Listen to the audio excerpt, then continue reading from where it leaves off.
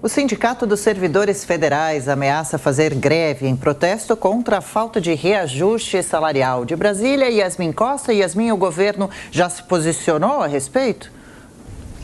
Pois é, até o final desse mês, pelo menos 2 outras categorias do serviço público paralisam as atividades. A primeira já começa a paralisação a partir desta segunda-feira, são os servidores da Secretaria do Tesouro Nacional, e no dia 30 de maio é a vez da paralisação dos servidores da Controladoria Geral da União. Eles reivindicam o reajuste nos salários e a reestruturação das carreiras.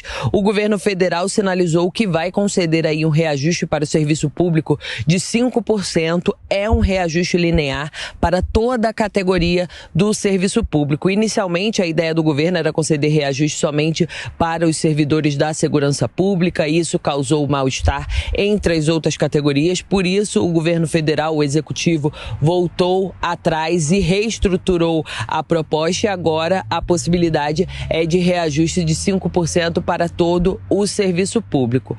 Nesta segunda-feira, os servidores do INSS retomam as atividades. Eles alegam que o governo federal atendeu a pelo menos 18 reivindicações da categoria e disseram que se o reajuste for de 5% para todo o serviço público, eles aceitam esse reajuste. Caso contrário, eles querem um valor de 19,99%. Outra categoria que também está com os braços cruzados e não tem uma previsão de retorno das atividades é a categoria do Banco Central. O secretário especial do Ministério da Economia, Esteves Colnago, vem pedindo que os servidores públicos tenham paciência, mas essas categorias, em uma nota divulgada no final de semana, disseram que a paralisação é uma última medida porque os servidores já não estão mais suportando não ter uma reestruturação da carreira e nem um reajuste nos salários. De Brasília, Yasmin Costa. Valeu, Yasmin. Conosco nesta manhã, Amanda Klein, Cristina Grêmio, Ricardo Salles também. Amanda, é possível agradar a todos os servidores sem estourar gastos, fazendo reajustes justos? Esse problemão que o governo tem nas mãos pode prejudicar a campanha deste ano eleitoral de Jair Bolsonaro, na sua opinião? Bom dia, Adriana. Bom dia a todos. Sempre pode prejudicar, né? Tanto é que o presidente Bolsonaro pensa nesse reajuste linear de 5%, já que pelo teto de gastos não há espaço para dar um reajuste maior, mas pelo menos assim ele não desagrada nenhuma categoria em particular. Ele havia pensado esse aumento no final do ano passado, quando foi aprovado o orçamento de 2022, apenas para aquela categoria da segurança pública, que engloba policiais federais, rodoviários federais, etc. Mas é lógico que todas as outras categorias pressionam por esse reajuste. Então a gente viu Yasmin falando, paralisação dos servidores do Banco Central, tanto é que toda segunda-feira a gente está acostumado a receber aquele boletim Focus, que é a pesquisa com instituições financeiras, com instituições de mercado, com previsões de inflação, PIB, juros, e a gente já não tem esse boletim Focus há algumas semanas. Mesma coisa com os funcionários do INSS, agora do Tesouro Nacional, da CGU, ameaças de paralisação. E dá um termômetro também de como a inflação é perniciosa para todas as categorias, desde a elite do funcionalismo, muitos desses funcionários e servidores estão inscritos, fazem parte da elite do funcionalismo, como também nas camadas mais pobres e vulneráveis da inflação, da população. Ninguém aguenta uma inflação de 10% em 2021, uma projeção de inflação que, segundo algumas casas financeiras, pode chegar também a 10% em 2022. Isso corrói o poder de compra do trabalhador, das famílias, tudo fica mais caro no supermercado, na escola, nas compras em geral, menos o bolso do trabalhador, que continua vazio.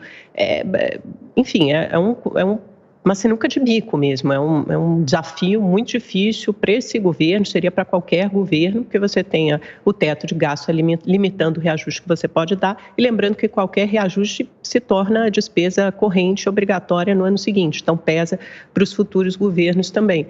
O presidente Bolsonaro vai ter que manobrar aí politicamente e tentar desfazer esse mal-estar entre as categorias como der. Só lembrando que os peritos do INSS voltaram hoje ao trabalho, mas os servidores do Tesouro, aí sim, começaram uma greve nesta segunda-feira. Cristina Grêmio, o que é possível fazer para amenizar essa insatisfação? Bem-vinda. Obrigada, Thiago. Bom dia para você e para todos que nos acompanham aqui no Jornal da Manhã. Na verdade, assim, é uma sinuca de bico para o presidente, mas ele está respeitando a Constituição. Não pode dar aumentos significativos em ano de eleição, está respeitando o desejo de todo o funcionalismo, né? A intenção de todo o funcionalismo ao pedir aumento, que é repor sim a inflação, e principalmente está respeitando a imensa maioria dos brasileiros que não vive de serviço público, que não vive pendurada no Estado, que não tem estabilidade no emprego, que perdeu seu emprego ou que teve redução de salário para manter seu emprego durante a pandemia e não está esperneando aí junto com o sindicato para tentar fazer mais um fato político. Porque é bom lembrar e preciso lembrar que por trás dessas greves sempre tem um sindicato se fazendo de protetor dos trabalhadores, mas o tempo todo instigando os trabalhadores a agir de forma política contra o governo. É contra o governo. Isso é eleitoral, sim, eleitoreiro. A intenção é enfraquecer o governo e dizer, tá vendo? Não deu aumento. Tá vendo? Gerou inflação. Sem colocar todos os pingos nos is aí, todas as explicações de como a inflação surgiu e do porquê é impossível, nesse momento, conceder aumento. Houve uma tentativa por parte do presidente lá no início, antes do ano eleitoral, de dar um reajuste para as categorias de profissionais da segurança, porque havia esse compromisso. Mas é porque ele é da área militar e tal.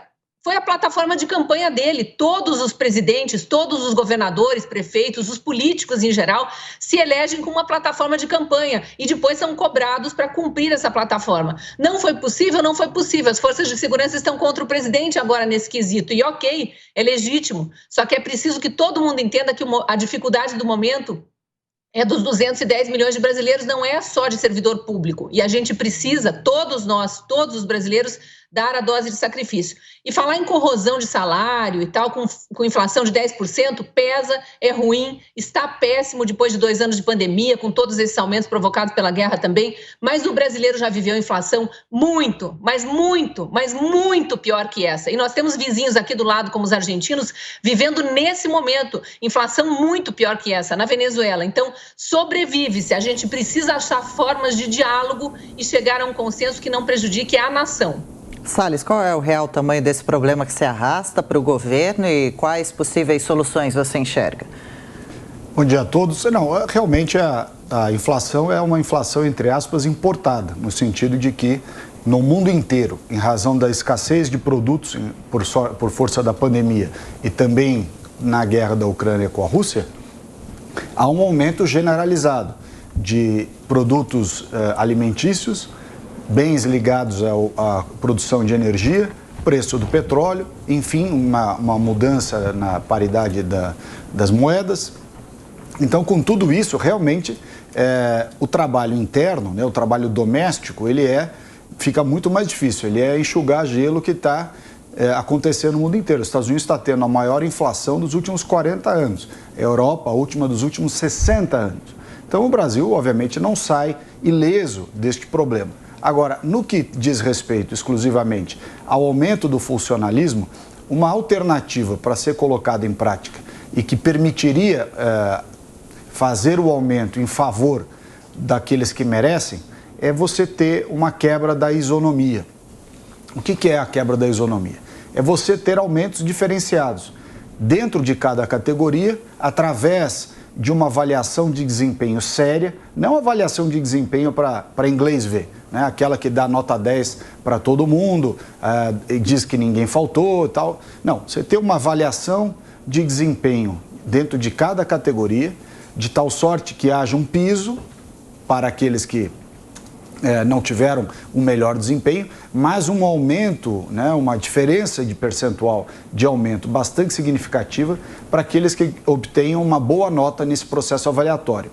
Isso chama-se meritocracia e é algo muito difícil no setor público e isso gera um problema, porque o funcionário que é bom funcionário, existem bons funcionários no setor público, aquele que trabalha bem, entrega, cumpre as suas metas, não falta, cumpre horário, etc., se sente desprestigiado e desmotivado pelo fato de ter o mesmo aumento daquele outro que, por vezes, chega atrasado, não cumpre as metas, faz tudo de qualquer jeito, ou seja, é preciso criar no setor público uma régua diferenciada de mensuração de resultados. E aí você pode dar um aumento bem maior para aqueles que merecem e dar o aumento no piso para aqueles que não têm um bom desempenho.